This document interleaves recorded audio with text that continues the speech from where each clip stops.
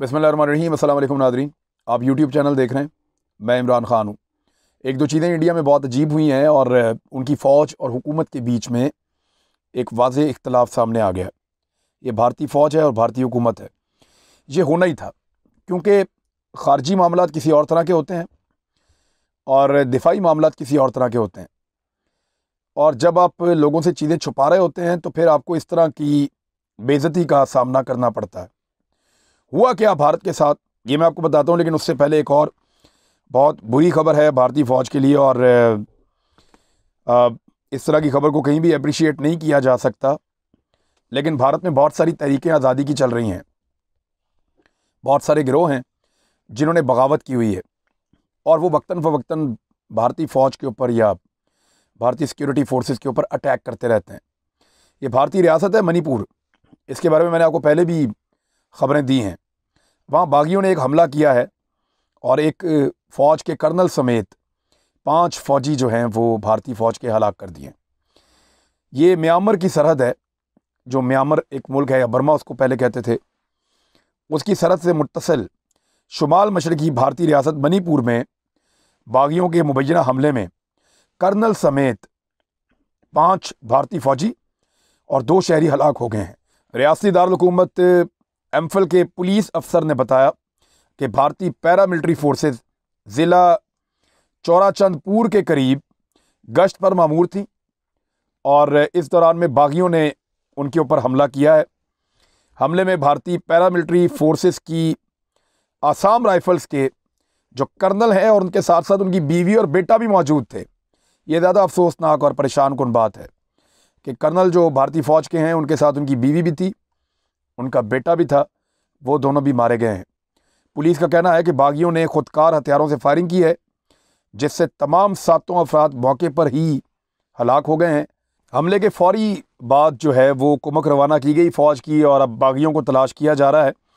Police के मुताबिक ये हमला ज़्यादा इम्कानात ये हैं कि एक पीपल्स लिबरेशन आर्मी है वहाँ पे, वैसे तो ये चाइनीज़ फ़ौज को भी कहते हैं लेकिन वहाँ पे इन्होंने बनाई हुई है पीपल्स लिबरेशन आर्मी। और भारत क्योंकि दुनिया भर के मुल्कों में इंटेलिजेंस ऑपरेशंस करता रहता है, लिहाजा इन ग्रोहों को भी बैरूनी सपोर्ट भारत के मुताबिक हासिल है, तो जैसी करनी वैसी भरनी। बहरहाल ये ग्रुप भारतीय हुकूमत के ख़िलाफ़ एक लंबे अरसे से लड़ रहा है। पुलिस के दावों के बरक्स इस वक्त किसी भी बागी ग्रुप ने अभी तक इस वाक़े की ज़िम्मेदारी कबूल नहीं की, लेकिन भारत के लिए एक मुश्किल दिन था और ये एक बड़ी अहम खबर है कि एक कर्नल और उसके साथ उसके 2 फैमिली मेम्बर्स और 4 दीगर फ़ौजी जो हैं वो हलाक हो गए हैं भारत के मणिपुर में। दूसरी जो एक बड़ी अहम खबर है वो मैं आप तक पहुंचाता हूं, और ये खबर एक अमरीकी रिपोर्ट के ज़रिए से भी आई है। और भारत में हुआ ये है कि भारतीय फ़ौज और वज़ारत ख़ारजा एक दूसरे के आमने सामने आ गए हैं, जो कि मैंने आपको बताया था। हाल ही में एक अमरीकी रिपोर्ट में इस बात की तस्दीक की गई थी कि चीन ने भारतीय रियासत अरुणाचल प्रदेश के एक सरहदी मुकाम पर अपना एक नया गांव बसा लिया है। ये अमेरिका ने रिपोर्ट किया था कि ये जो अरुणाचल प्रदेश जो भारत के कंट्रोल में है, भारतीय इलाका है, उस इलाके में चाइना ने अंदर दाखिल होकर अपना एक गांव बसा लिया है जो भारत का इलाका है। वहाँ पे चीन का गांव बन गया है। चीन ने सरहद पर इस मुकाम पर तकरीबन 100 मकानात पर मुश्तमिल पूरी एक नई बस्ती तामीर कर दी है और भारतीय फ़ौज उसको रोकने में मुकम्मल तौर पर नाकाम रही है। अमरीकी रिपोर्ट के मुताबिक हालिया बरसों में चीन सरहद पर अपने इंफ्रास्ट्रक्चर की तामीर में बहुत तेज़ी लाया है और वो ऐसे सरहदी इलाकों में तमाम तरह की जदीद सहूलियात से आरास्ता गांव बसा रहा है। चंद माह कबल बाज़ भारतीय मीडिया इदारों ने भी अपनी खबरों में इस नए गांव का तज़किरा किया था और इस बात की तस्दीक की थी कि भारतीय इलाके में चीन ने एक गाँव बसा दिया है। इससे पहले मैंने आपको गुज़िश्ता बरसों 2-3 गाँवों का बताया, 2-3 एरियाज़ भी बताए कि जो भारत के पास से पहले वो चाइना ने ले लिया और चाइना वहाँ पे इंफ्रास्ट्रक्चर बना रहा है। तमाम भारतीय हुकूमत इस पर अभी तक खामोश रही है, लेकिन अब हुकूमत ने जब इस पर स्टेटमेंट दिया तो भारत में खराबी पैदा हो गई है। जुमेरात के रोज़ पहली बार भारतीय वज़ारत ख़ारजा ने पेंटागन की रिपोर्ट से मुताल्लिक अपना बयान जारी किया और इस खबर की तस्दीक करते हुए इसे गैर कानूनी तामीरात करार दिया है। यानी भारत की वज़ारत ख़ारजा ने इस बात को तस्लीम किया कि चाइनीज़ आए, उन्होंने भारतीय इलाके पर कब्जा किया अरुणाचल प्रदेश में, और वहाँ पे 100 घरों पर मुश्तमिल अपना गांव बसाया, जदीद गांव। और भारतीय फौज या हुकूमत या रियासत उनको रोकने में नाकाम रही है। वजारत खारजा का बयान अगर एग्जैक्टली मैं आपको पढ़ के सुनाऊं तो उसका एक हिस्सा मैं आपको सुना देता हूं। नई दिल्ली में वजारत खारजा के तर्जुमान अरिंदम बगची ने इस हवाले से अपने बयान में कहा, जैसा कि हमने पहले बताया था, चीन ने गुज़िश्ता कई बरसों से सर्दी इलाकों में तामीराती सरगर्मियां शुरू कर रखी हैं, और इसमें वो इलाके भी शामिल हैं जिन पर उसने दहाइयों से गैर कानूनी कब्जा कर रखा है। भारत ने ना तो अपनी सरजमीन पर ऐसे गैर कानूनी कब्जों को कबूल किया है और ना ही उसने चीन के बिला जवाब दावों को तस्लीम किया है। कबूल नहीं करते, तस्लीम नहीं करते, लेकिन ग्राउंड के ऊपर चाइना वो कर जाता है जो उसको करना होता है। उनका कहना था कि हुकूमत ने सफारती ज़राए से इस तरह की सरगर्मियों के खिलाफ हमेशा अपना शदीद एहतजाज भी दर्ज किया है और आइंदा भी करती रहेगी। हुकूमत भारत की सलामती पर असरअंदाज होने वाले तमाम पेशरफ्त पर मुसलसल नज़र रखती है और अपनी खुद मुख्तारी, सालमियत और इलाकाई तहफ़्फ़ुज़ के लिए तमाम ज़रूरी इक़दाम भी करती रहती है।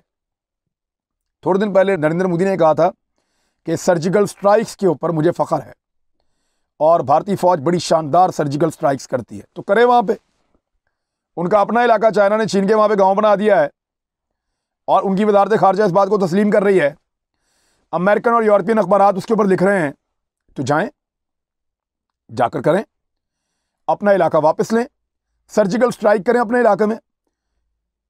यहाँ पाकिस्तान के खिलाफ झूठी सर्जिकल स्ट्राइक तो वो करते हैं कि हम आ गए, हम घुस गए, हमने ये कर दिया, वो कर दिया, सबूत कभी कुछ नहीं देते। कभी एरियल स्ट्राइक करते हैं, उसके सबूत भी नहीं देते, वहाँ भी मार खाते हैं। तो अब उनका ये दावा है कि वो सर्जिकल स्ट्राइक अगर कर सकते हैं तो फिर वहाँ जाके करें जहाँ पे 100 घरों पर मुश्तमिल चाइना ने गाँव बना दिया, और एक नहीं बहुत सारे बना दिए हैं। ये एक एक करके खबरें बाहर आएंगी। अब भारतीय फौज की इज्जत मट्टी में मिल गई वजारत खारजा के स्टेटमेंट के बाद कि चाइना ने वाकई गांव बना लिया, और हम खारजी सतह पे या खारजी महाज पे चाइना को टैकल कर रहे हैं। ये बड़ी बेइज्जती वाली बात है एक फ़ौज के लिए कि आपकी वजारत खारजा ये कह रही है कि ये फ़ौज हमारे पास मौजूद है, बड़ी तगड़ी फ़ौज है, लेकिन हम सफारती जंग लड़ रहे हैं, और उस जगह पे जहाँ पे दोनों फ़ौजें आमने सामने खड़ी हैं। तो भारतीय फ़ौज ने इसको बड़ा महसूस किया। अब बजाय कि ये कहने के कि भारतीय फ़ौज ये कहती कि हम घुस के जाके वो इलाका खाली करवाएंगे, चाइनीज़ फ़ौजियों को धकेल देंगे और अपना एरिया वापस ले लेंगे, ये कहने की उनकी जुर्रत नहीं हुई। तो भारतीय आर्मी चीफ ने क्या कहा है, या उनके जो chief of defence staff general Bipin Rawat हैं, उनका स्टेटमेंट आया। उन्होंने क्या कहा, ये मैं आपको सुनाता हूँ। भारतीय वजारत खारजा ने इस गाँव की मुबैना भारतीय इलाके में तामीरात को न सिर्फ तस्लीम किया बल्कि इसे गैर कानूनी तामीर बताया है। लेकिन हैरान कुन बात यह है कि chief of defence staff general Bipin Rawat ने इस बात को मुस्तरद कर दिया है कि चीन ने मज़कूरा गांव भारतीय इलाके में तामीर किया है। उनका कहना था कि इस दावे में कोई सच्चाई नहीं है। जो दावा अमेरिकी अखबार कर रहे हैं, अमेरिकी रिपोर्ट कर रही है, यूरोपियन अखबारात कर रहे हैं, जो दावा भारतीय मीडिया कर रहा है, जो दावा भारतीय वजारत खारजा खुद कर रही है, वो कह रहे हैं इस दावे में कोई सदाकत नहीं है कि चीन ने ये गांव भारतीय इलाके में तामीर किया है। उनका कहना था कि इस दावे में कोई सच्चाई नहीं। लाइन ऑफ एक्चुअल कंट्रोल पर चीनी गांव की तामीरात का मसला तो है कि वो अपनी तरफ बनाते हैं मुतनाज़ इलाकों में, लेकिन मैं ये बताना चाहता हूँ कि चीन ये गांव इसलिए तामीर कर रहा है ताकि मुमकिन तौर पर वो अपने शहरियों को या फिर मुस्तकबिल में अपनी फ़ौज को सरहदी इलाकों में बसा सके, खालिस तौर पर LAC line of actual control पर हालिया कशीदगी के बाद। लेकिन ये जो नया तनाज़ा पैदा हुआ है कि चीनियों ने हमारे इलाके में आकर एक नया गांव बसा दिया है, ये दुरुस्त नहीं है। मज़ीद जो जनरल बिपिन रावत ने कहा, उन्होंने ये कहा कि वो इंफ्रास्ट्रक्चर की तामीर और इन देहातों की तामीर LAC के तहत अपनी सरहद के अंदर कर रहे हैं। यानी वो इलाके छुड़वा तो सकती नहीं भारतीय फ़ौज, इतनी ज़रूरत तो है नहीं, तो इलाके ही कह दिया कि ये तो है ही उनके इलाके। ये तो बड़ी आसान बात है। अपनी इज़्ज़त बचाने के लिए या अपना भरम रखने के लिए कि चाइना ने अब वहाँ पे 100 घर बना लिए हैं, हमारे अंदर तो हिम्मत नहीं है कि हम जाके खाली करवाएं, तो जब दुनिया पूछ रही तो हम कह रहे हैं नहीं नहीं, ये उनका इलाका था, उन्होंने बना लिया है। तो इस तरह तो चीन थोड़ा थोड़ा करके बहुत अंदर आ जाएगा, और फिर आप सारे इलाके कहते जाएंगे कि ये उन्हीं के थे, वो तो अपने इलाकों में काम कर रहे हैं। और चीन का वैसे भी क्लेम है कि ये सारे इलाके उनके हैं और एक दिन वो वापस ले लेंगे। फिर उन्होंने कहा कि LAC की मुनासबत से जो हमारा तसव्वुर है उसके मुताबिक उन्होंने हमारे इलाके में कहीं पे दरअंदाजी नहीं की, वो हमारे इलाके में नहीं घुसे।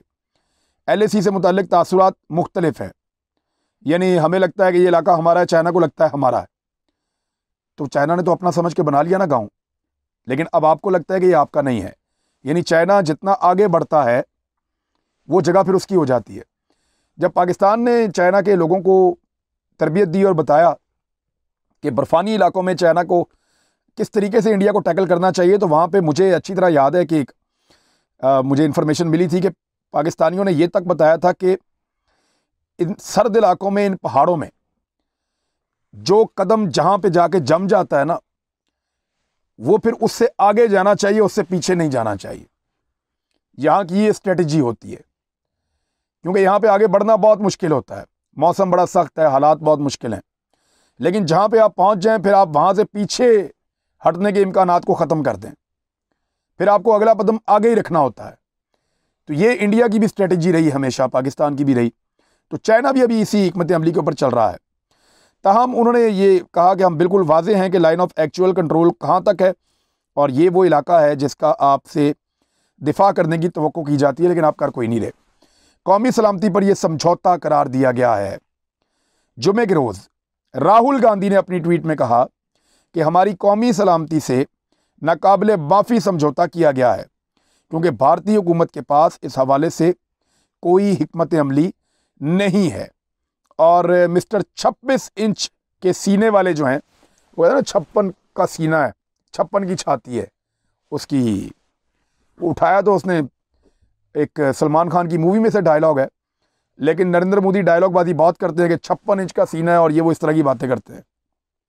तो उसने कहा कि मिस्टर 56 इंच तो काफ़ी खौफजदा हैं।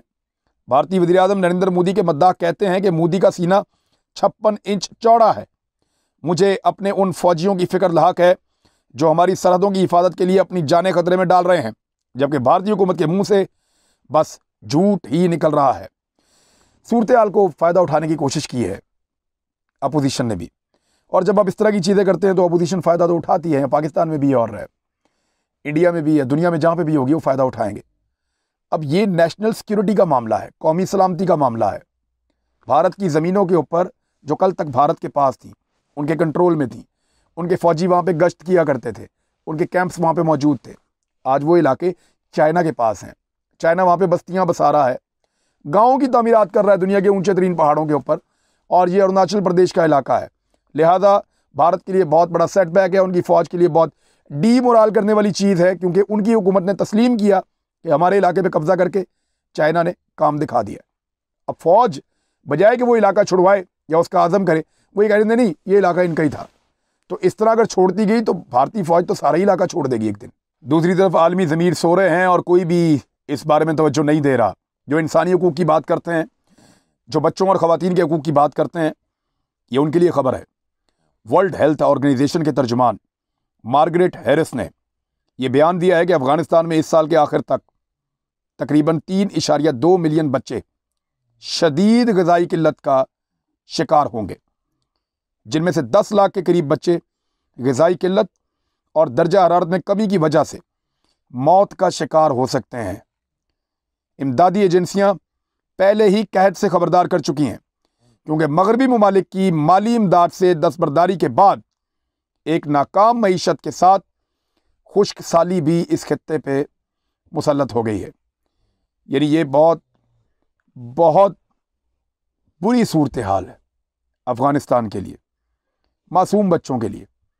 10 लाख बच्चों की जानें खुदा न खास्ता जा सकती हैं, और ये आलमी ज़मीर के ऊपर एक बहुत बड़ा बोझ होगा अगर वो ज़मीर मौजूद है तो। मुर्दा ज़मीर को तो कोई फ़र्क नहीं पड़ता। उन्होंने यहाँ पे बेशुमार लोगों को मारा है, मिलियंस में उन्होंने मुसलमानों का कत्लेआम किया है। मुसलमानों की नस्ल कुशी उनकी पॉलिसी है, पहले वो खुद मारते रहे, अब वो भूख से मारना चाहते हैं। मेरे ख्याल में मुसलमानों को आगे बढ़ना चाहिए, हम सबको अपना अपना जोर लगाना चाहिए और अपने मुसलमान भाइयों को ज़िंदा रखने की कोशिश करनी चाहिए, क्योंकि अफ़गानिस्तान में जितनी आग लगेगी, जितनी खराबी पैदा होगी, उसका खुमियाजा हमें भुगतना पड़ेगा। ये दिफाई नुक्ता नज़र से, जोग्राफियाई नुक्ता नज़र से ये एक मुसल्लमा हकीकत है हम इससे भाग नहीं सकते, इससे आंखें चुरा नहीं सकते। अब तक के लिए इतनी, अपना ख्याल रखिएगा, अपने इस चैनल का भी। अल्लाह हाफिज़।